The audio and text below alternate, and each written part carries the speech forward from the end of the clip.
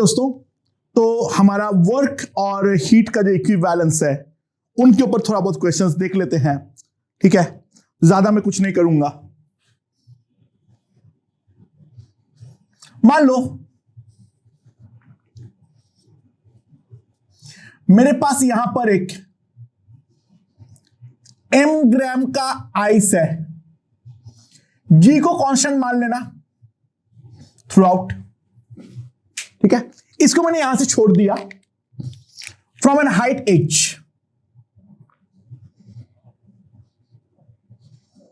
from a height h. Due to air resistance,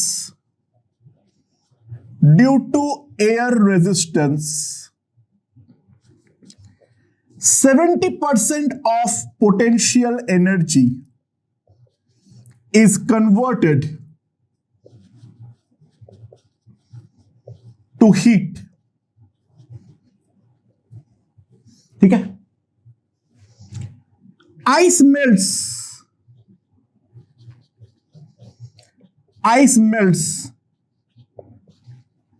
just before reaching the ground. The ice melts just before reaching the ground. Calculate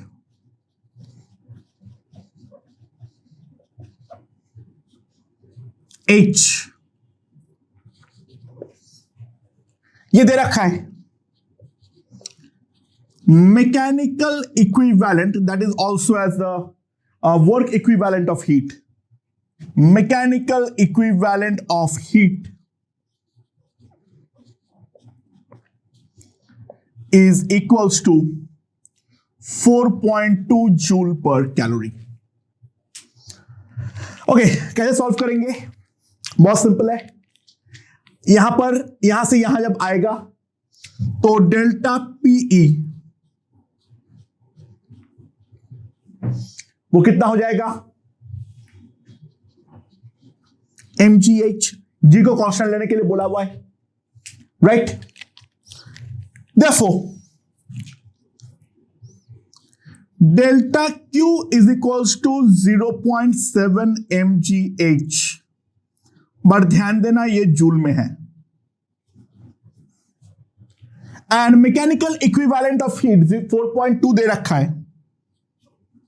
this is 0.7 mgh by 4.2 calorie, so that will be equals to mgh by 6 calorie, and that must be equals to the heat required to just melt it out, and mass m को अगर just melt करना है, this will be equals to m into L, so m is cancelled, so H equals to 6L by G, right?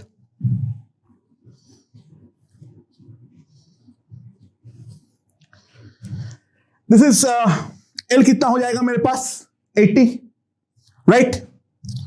और G का value कितना लेना है? अच्छा, G का वैल्यू अगर मैं 10 ले लेता हूं तो फिर एक इश्यू है। 10 जो है वो किस पर होता है? मीटर पर सेकेंड स्क्वायर में होता है। ध्यान देना, अब यहां पर जो इश्यूज आ रही है उस चीज में एक चीज ध्यान देना, mgh बाई 4.2 इतना कैलोरी मेरे पास आ रखा है।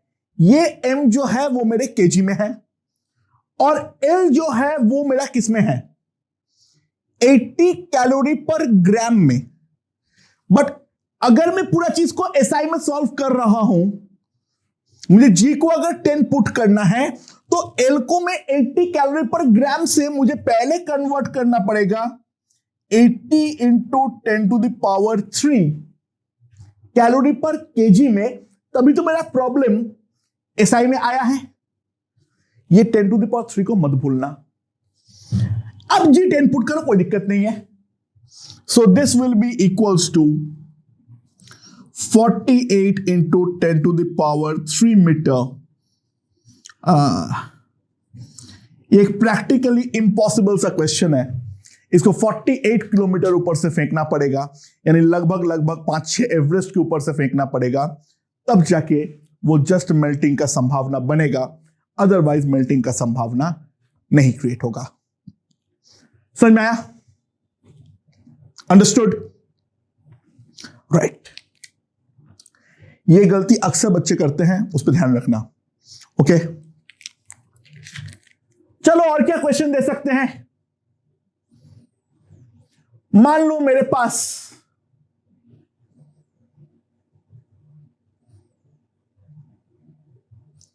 ये एक हॉलो स्फीयर है,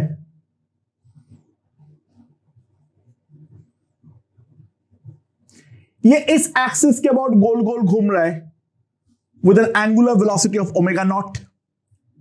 रेडियस इसका आर है, मास इसका m है, इसका जो स्पेसिफिक हीट है वो है S।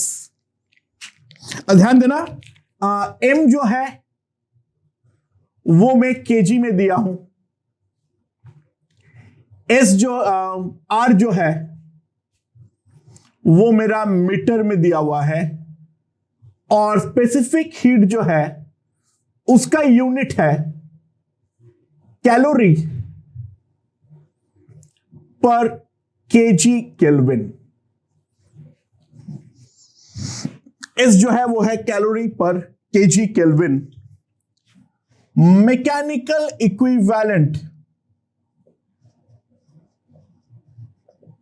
ऑफ हीट वो जे दे रखा है, जे का यूनिट हम जानते हैं जूल पर कैलोरी, ठीक है। एंड नाउ, ठीक है, the sphere is suddenly stopped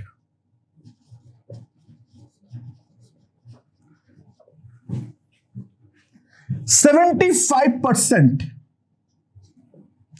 of kinetic energy is converted to heat. Calculate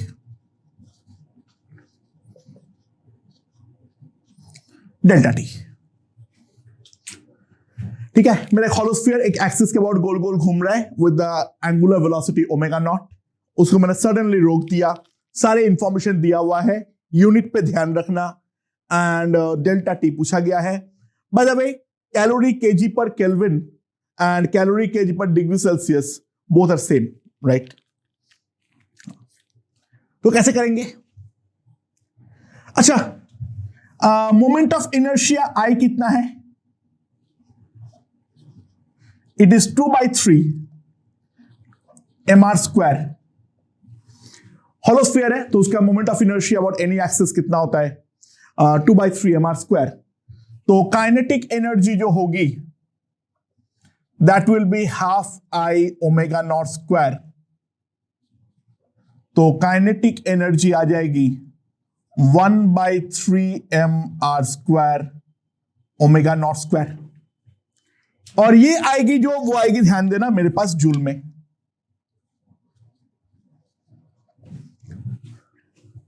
इसका 75% हीट में कन्वर्ट हुआ है, तो जो हीट होगा delta Q that is 3/4 into kinetic energy that is 1/4 mr² omega naught square. ये मेरे पास डेल्टा क्यू है, और ध्यान देना ये जूल में है।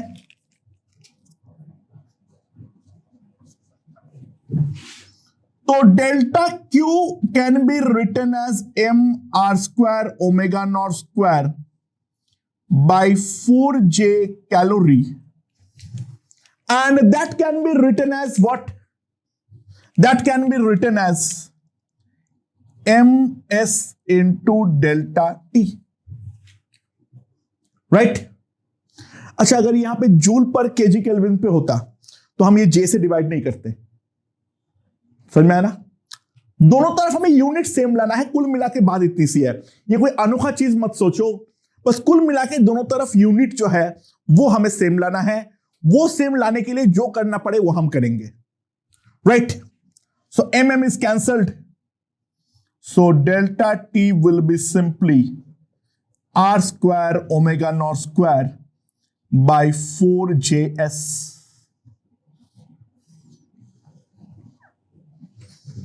ओके, ठीक है। तो और क्या क्वेश्चन करवाया जा सकता है?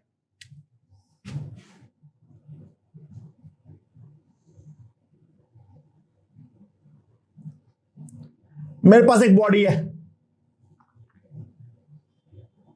m kg का, ठीक है, राइट। ये एक रफ सरफेस के ऊपर चल रहा है, जिसका कोएफिशिएंट ऑफ फ्रिक्शन है mu, right, coefficient of friction है म्यू।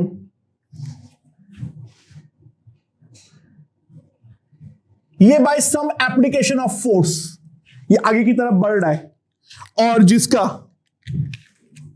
इसका वेलोसिटी कांस्टेंट है v0 पे, राइट।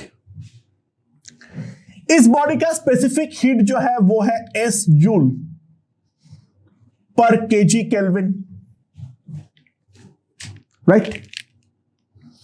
सो सवाल ये है, calculate rate of heating. Calculate the rate of heating. तो rate of heating मैं कैसे कंप्यूट करूंगा? बहुत सिंपल है। Heating is due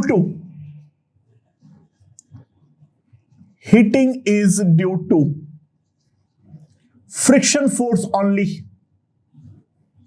Okay.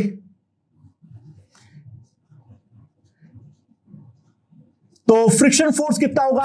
पीछे की तरफ लग रहा है, तो कितना होगा मेरे पास फ्रिक्शन फोर्स? क्योंकि काइनेटिक फ्रिक्शन है, म्यू mg न्यूटन। तो पावर ऑफ फ्रिक्शन फोर्स में क्या लिख सकता हूं? Power of friction force is equals to F into V naught. So P is equals to mu mg V naught joule पर second. और यही तो हीटिंग के लिए जिम्मेदार है, तो मैं सिंपली क्या लिख सकता हूं? Mu mg V naught is equals to ms dt by dt,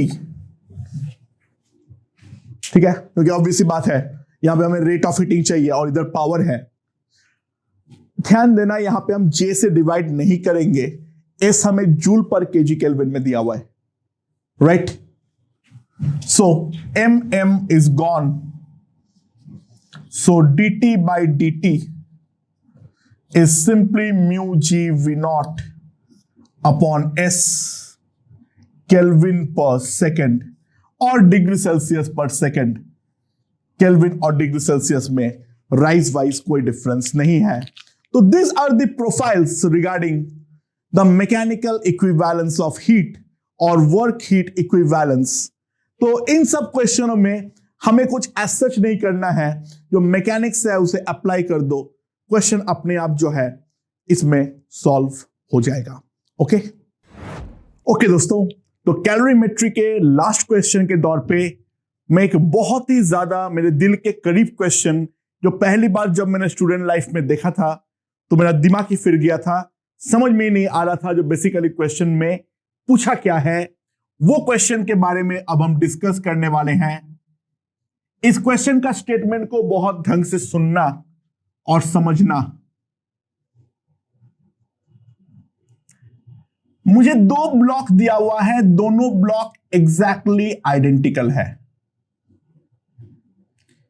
एक ब्लॉक को धागे के सहारे लटकाया हुआ है,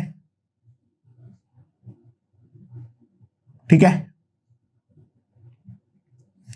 और दूसरे ब्लॉक को जमीन के ऊपर रखा हुआ है। जमीन जो है वो हमारा परफेक्टली नॉन कंडक्टिंग है, कोई भी हमारे यहां पे हीट का लॉस इन्वॉल्व नहीं है। धागा भी हमारा परफेक्टली नॉन कंडक्टिंग है, कोई एनवायरमेंट का लॉस जो है वो इन्वॉल्व नहीं है। ये दोनों क्यूब है,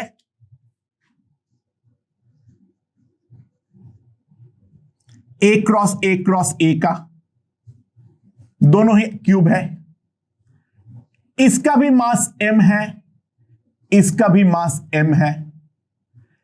इसका स्पेसिफिक हीट S है, इसका स्पेसिफिक हीट S है, राइट। नाउ दोनों का कुछ कोएफिशिएंट ऑफ वॉल्यूम एक्सपांशन है, वो है गामा। दोनों का कुछ कोएफिशिएंट ऑफ वॉल्यूम एक्सपांशन है, that is equals to gamma, right. Now अब क्या है, मैंने दोनों को हीट दिया, इसको भी क्यू अमाउंट ऑफ हीट दिया, इसको भी क्यू अमाउंट ऑफ हीट दिया। जी मेरा इस डायरेक्शन में है। तो मैंने देखा जो दोनों बॉडी का जो टेम्परेचर है वो एग्जैक्टली सेम नहीं है, यानी कैलकुलेट टेम्परेचर डिफरेंस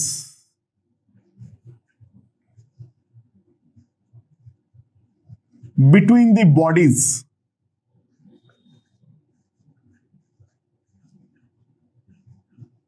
ठीक है, it is going to be very small.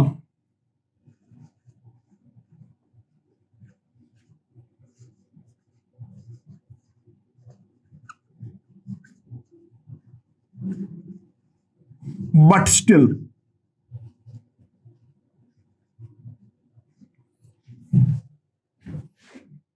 मेरे पास ये दोनों बॉडी है, दोनों को मैंने सेम हीट दिया, दोनों का कोएफिशिएंट ऑफ वॉल्यूम एक्सपांशन दे रखा है। तो अब सवाल यहां पर यह है, जो इन दोनों बॉडी में हीट देने पर एक बहुत छोटा सा टेम्परेचर डिफरेंस ऑब्जर्व किया, तो वो जो हमारा टेम्परेचर डिफरेंस होगा वो हमारा कितना होगा। इनिशियली दोनों का टेम्परेचर T0 था, सराउंडिंग टेम्परेचर भी T0 है, तो वो सब भी कोई लोचा नहीं है।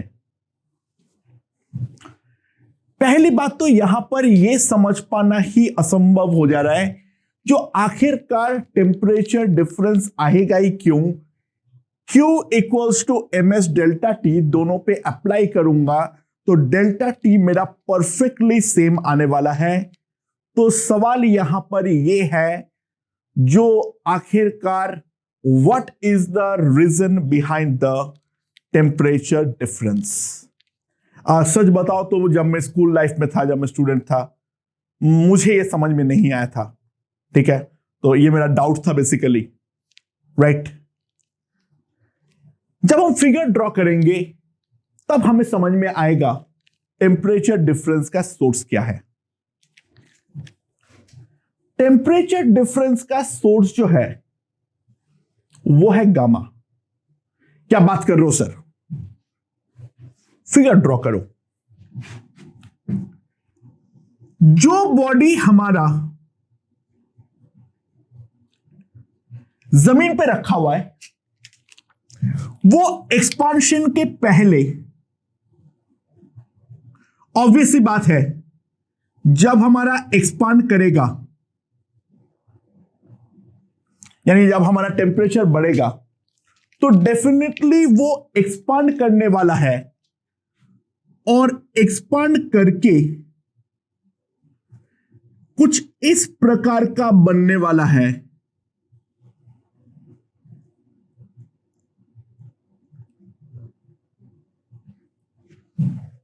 Something like this. तो जो ब्लॉक का सेंटर ऑफ मास पहले यहां पर था, हीट देने के बाद जब थर्मल एक्सपांशन हुआ, तो थर्मल एक्सपांशन होने पे सेंटर ऑफ मास मेरा नया यहां पर बन जाएगा। तो जो हमारा सेंटर ऑफ मास है वो मेरा अपवर्ड मोशन कर रहा है, बट जी इस डायरेक्शन में है, तो mg मेरा डाउनवर्ड डायरेक्शन में है। तो ध्यान देना, gravity will perform some negative work. तो मान लो इस वाले बॉडी का टेम्परेचर में राइज होता है by an amount of delta T1। Initially ये तो डेफिनेटली a/2 नीचे था, तो सेंटर ऑफ मास का जो अपवर्ड मोशन होगा that will B of the amount a/2 alpha delta T1। Centre of mass मेरा इतने से ऊपर जाने वाला है, हाँ कि ना। और ये पूरे प्रोसेस जो है वो ग्रेविटी के अगेंस्ट हुआ है। तो ग्रेविटी के अगेंस्ट अगर मैं वर्क किया हूं तो ऑब्वियस सी बात है, अच्छा ध्यान देना, नॉर्मल का वर्क मत निकाल लेना। नॉर्मल का जो पॉइंट ऑफ कांटेक्ट है उसका कोई मूवमेंट नहीं है, वर्क जो हुआ है वो ग्रेविटी के अगेंस्ट हुआ है, right. So negative work done by gravity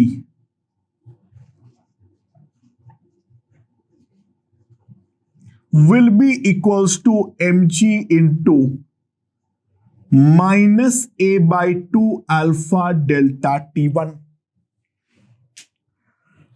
तो जो हीट मैंने क्यू सप्लाई किया वो एक हिस्सा तो ये वाला नेगेटिव वर्क करने में इस्तेमाल हो गया है, तो मैं इसके लिए क्या लिख सकता हूं, Q minus mg by 2 alpha delta T1 that will be equals to ms delta T1, right. So यहां पर जो मेरे पास Q आएगा that will be equals to m into S plus G alpha by 2, ठीक है, s plus G alpha by 2 into delta T1। So delta T1 will simply come out to be equals to m g alpha by 2। मेरे पास ये आ जाएगा, right. मैंने कुछ miss किया, हाँ ए miss किया, सॉरी, यहां पर मैंने ए लिखना भूल गया।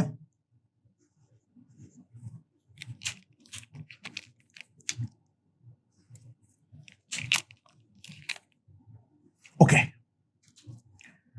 अब दूसरे वाले बॉडी पे आओ, दूसरे वाले बॉडी पे आओ ना। दूसरे वाले बॉडी को अगर मैं एनालाइज करूं तो इसका टॉप मोस्ट पॉइंट जो होगा वो मेरा स्टेशनरी होगा, क्योंकि वहां पे तो धागा मेरा बिल्कुल भी एक्सपांड नहीं कर सकता है। तो इनिशियली इसका सेंटर ऑफ मास यहां पर था, जब वो एक्सपांड होगा तो ऊपर का सरफेस में तो कोई वर्टिकल डिस्प्लेसमेंट नहीं आ सकता है,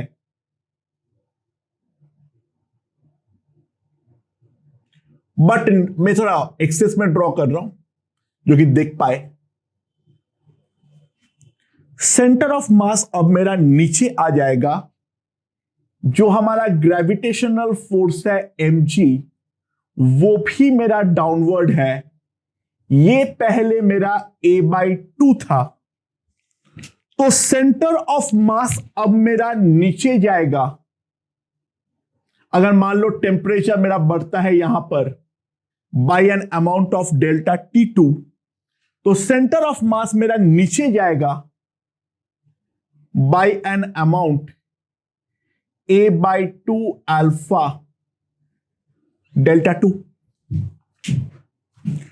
तो यहां पर जो है ग्रेविटेशनल फोर्स भी डाउनवर्ड, डिस्प्लेसमेंट भी downward, so positive work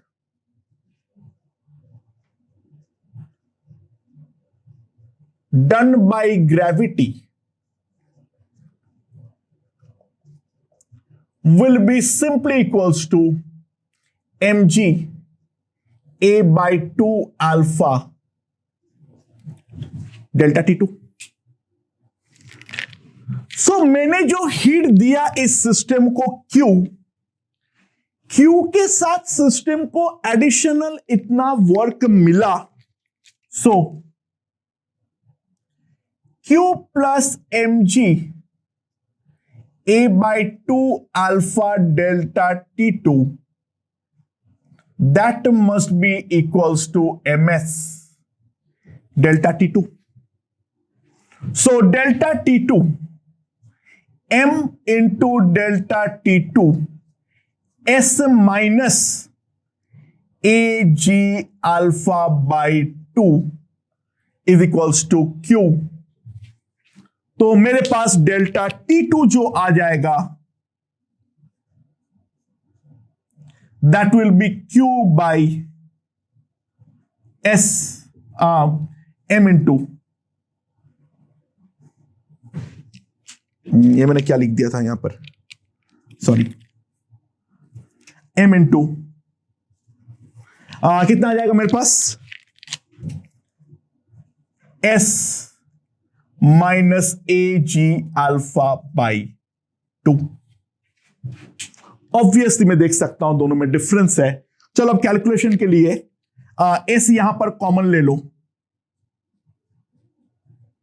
Q by M S 1 plus G alpha A by 2s to the power -1. Now obviously बात है, ये वाला क्वांटिटी बहुत ही छोटे होने वाला है due to alpha. This can be written practically as ms 1 minus g alpha A by 2s. और यहां पर अगर मैं लिखूं ms, मैंने कॉमन ले लूं, q by ms into 1 minus ag alpha by 2s to the power -1. Again मैं यहां पे बाइनोमियल अप्लाई करने वाला हूं, so this will be equals to ms into 1 plus ag alpha by 2s. तो ये है मेरा डेल्टा T1 जो एक्सपेक्टेशन से थोड़ा कम है, ये है मेरा डेल्टा T2 जो एक्सपेक्टेशन से थोड़ा ज्यादा है. तो अगर मैं ध्यान दूं, delta T2 minus delta T1 will be equals to this minus this, Q by M s cut, तो आ जाएगा Q by M s into 2 into a g alpha upon 2s. So 2 is gone. This will be equals to QAG alpha by MS square. But alpha जो है वो obviously बात है, that will be equals to gamma by 3. So alpha के जगह पे gamma by 3 put कर दो. So this will be equals to QA gamma G by 3MS square. ये है दोनों के बीच का जो टेम्परेचर डिफरेंस क्रिएट हुआ, उनके बीच का डिफरेंस. ऑब्वियसली बात है ये बहुत ही ज्यादा छोटा होगा. अगर इसमें हम प्रैक्टिकल वैल्यूज पुट करते हैं, अगर हम नॉर्मल हीट देते हैं in the order of joule, like 10 joule 15 joule, तो ये जो हमारा ऑर्डर आता है ये 10 to the power -6 10 to the power -7 kelvin उस ऑर्डर का आता है. तो हम ऑब्वियसली बात देख सकते हैं, फॉर एनी प्रैक्टिकल पर्पसेस हम ये वाला इफेक्ट को नेग्लेक्ट करते हैं, बट जहां पर ये चीज पूछा है तो वहां पर तो डेफिनेटली हमें निकालना पड़ेगा. रीजन बहुत ही ज्यादा मस्त है. सो अगर कोई पूछे आप किसके लिए लगा सकते हो perfectly delta Q equals to m s delta T. ध्यान देना, अगर कोई फ्रीली फॉलिंग बॉडी है, अगर फ्रीली फॉलिंग बॉडी होता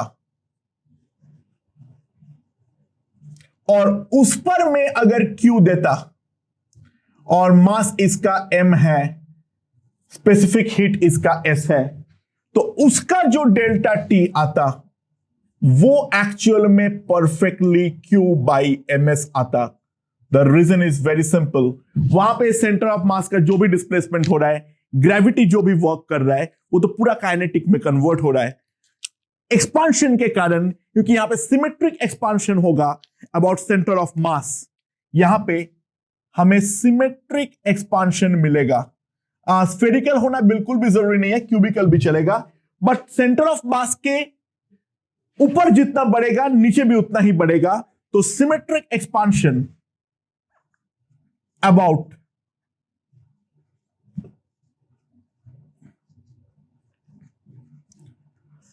सेंटर ऑफ मास होगा, जिस कारण पे यहां पे हम delta T perfectly Q by M s लिख सकते हैं।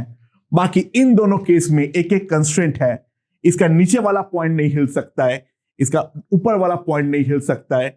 सेंटर ऑफ मास का अपवर्ड जर्नी है, ग्रेविटी का नेगेटिव वर्क है, सेंटर ऑफ मास का डाउनवर्ड जर्नी है, ग्रेविटी का पॉजिटिव वर्क है। तो एक बहुत ही ज्यादा मस्त सा क्वेश्चन तुम लोग के सामने है। इस क्वेश्चन को ढंग से समझना, जरूरत पड़ने पे रिपीट करके देखना, and I hope this one is done. ठीक है, परफेक्टली लॉजिकल क्वेश्चन है, इसमें कुछ भी इलॉजिकल या कोई मैजिक नहीं है।